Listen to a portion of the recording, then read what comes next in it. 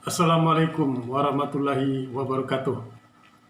Saudaraku, salam sejahtera, salam sehat selalu. Saya Derwanto, tukang jamu. Dalam kesempatan kali ini saya akan menyampaikan pandangan saya terkait dengan posisi Presiden dan Wakil Presiden Republik Indonesia di dalam sistem demokrasi konstitusional yang kita anut. Posisi Presiden itu aman-aman saja. Jadi sudah diamankan. Jadi kalau misalnya ada tindakan atau untuk menurunkan presiden, ya sangat sulit untuk menurunkan presiden. Jadi menurut saya aman-aman saja, tidak perlu menggunakan instrumen hukum di luar dari ketentuan yang sudah diatur oleh Undang-Undang Dasar 45. Jadi untuk mempertahankan kekuasaan itu kan sudah cukup dengan UUD 45. Jadi tidak perlu lagi menggunakan instrumen hukum yang lain kan? Karena negara kita kan sudah menganut sistem presidensial dan demokrasi konstitusional. Jadi kalaupun ada instrumen hukum yang lain, ya sebenarnya tidak usah dimanfaatkan, dibiarkan saja. Jadi cukup bersikap pasif. Pasif pun sudah sangat kuat posisi presiden itu. Mari kita lihat bagaimana yang diatur di dalam Undang-Undang Dasar 1045 di dalam pasal 7B Undang-Undang Dasar 1945. Ternyata untuk memberhentikan presiden dalam masa jabatan itu amat sangat berat dan prosesnya berliku.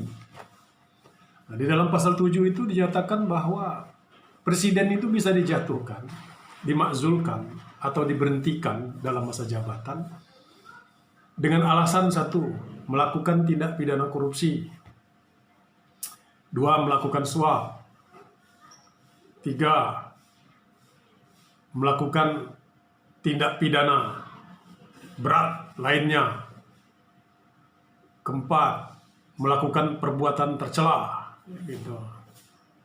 Kelima, mengkhianati negara kesatuan Republik Indonesia. Keenam, tidak lagi memenuhi syarat sebagai presiden. Di luar itu tidak bisa dijadikan alasan. Wah, presiden melanggar undang-undang APBN. Wah, nggak bisa itu. Presiden melanggar undang-undang A, B, C, D. Nah, itu nggak bisa itu. Tidak bisa dijadikan alasan. Gugur demi hukum. Itu istilahnya, tidak bisa dijadikan alasan untuk memberhentikan presiden dalam masa jabatan. Itu kualifikasinya. Kan sangat berat nih. Inilah kehebatan dari tim Prumus amandemen Undang-Undang Dasar 45. Karena kita memilih sistem presidensial, maka posisi presiden itu diperkuat. Jadi dia tidak bisa dijatuhkan. Alasannya diperberat, prosedurnya juga diperberat. Jadi ini untuk membuat posisi aman. Jadi dalam konsep konstitusi, posisi presiden itu sudah diamankan, aman-aman saja. Jadi secara normatif, presiden aman-aman saja. Nah, itu alasan, dari aspek alasan. Kemudian kedua, dari segi prosedur. Nah, prosedurnya biasanya satu, DPR kalau ingin memberhentikan presiden itu setelah ada alasan maka membentuk pansus. Setelah membentuk pansus terjadi perdebatan tuh. Nah, terus setelah setuju dibawa ke sidang paripurna DPR. Dalam sidang paripurna DPR 2/3 dari jumlah anggota DPR yang hadir harus setuju. Berarti kan voting. Nah, kalau sudah di-voting kita lihat aja komposisinya. Setelah di-voting diperiksa di Mahkamah Konstitusi, diajukan ke Mahkamah Konstitusi diperiksa untuk membuktikan tuduhan yang diputuskan oleh DPR. Jadi bukan keputusan DPR itu menjadi alat bukti, nanti ada pemeriksaan alat bukti. Yang profesional untuk mengumpulkan alat bukti itu adalah penyidik. Sementara DPR untuk mencari alat bukti punya penyidik nggak? peraturannya kan belum jelas juga itu. Bagaimana keterlibatan penyidik gitu, prosedur dan tata cara usulan memberhentikan presiden itu. Karena ini berkaitan alat bukti. Jangan-jangan nanti di sidang MK ini alat bukti dikumpulkan dari mana? Kan pasti akan merujuk ke KUHP karena di situ diatur tentang alat bukti. Setelah diputuskan oleh Mahkamah Konstitusi, maka dibawa ke MPR.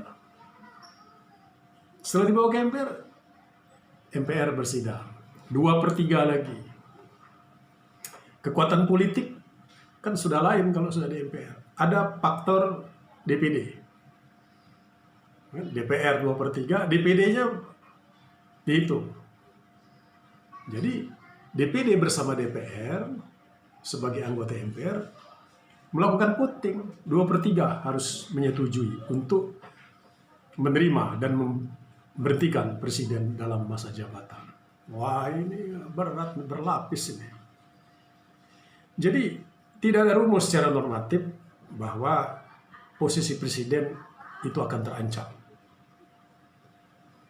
Karena posisi presiden sudah sangat kuat, dilapisi dengan prosedur yang ketat dan alasan-alasan yang sangat berat. Peluang yang ada memberhentikan presiden adalah dia mundur, mengajukan pengunduran diri sebagai presiden. Kemudian kedua, meninggal dunia. Itu peluang yang ada. Nah, oleh karena itu, demokrasi konstitusional yang sudah kita pilih ini, dengan sistem presidensial juga, maka sebenarnya tidak perlu gundah gulana, misalnya dalam kita bernegara ini. Presiden akan tetap aman-aman saja. Kan gitu. Karena sudah dijamin oleh konstitusi. Begitu saudaraku, dalam kita bernegara di negara kesatuan Republik Indonesia yang menganut paham demokrasi konstitusional. Jadi sikap lebay atau berlebihan dengan memanfaatkan segala instrumen hukum untuk mempertahankan posisi jabatan presiden dan wakil presiden sebenarnya cukup bersikap pasif saja. Biarkan demokrasi berkembang dengan baik. Karena kita sudah dilindungi oleh Undang-Undang Dasar 1945. Nah, yang jadi problem itu kan pelaksanaan penerjemahan dari Undang-Undang Dasar 1945. Itulah yang menjadi tanggung jawab bersama. Apalagi ini ada MPR nih, sosialisasi 4 pilar terus-menerus. Tapi tingkat kepahaman seluruh elemen bangsa ini kan nggak tahu itu, belum ada hasil survei. Masih sering tumpang tindih pendapat dan sikap komponen masyarakat ketika berbicara tentang konstitusi UUD 45. Jadi begitu. Billahi taufiq wal hidayah. Wassalamualaikum warahmatullahi wabarakatuh.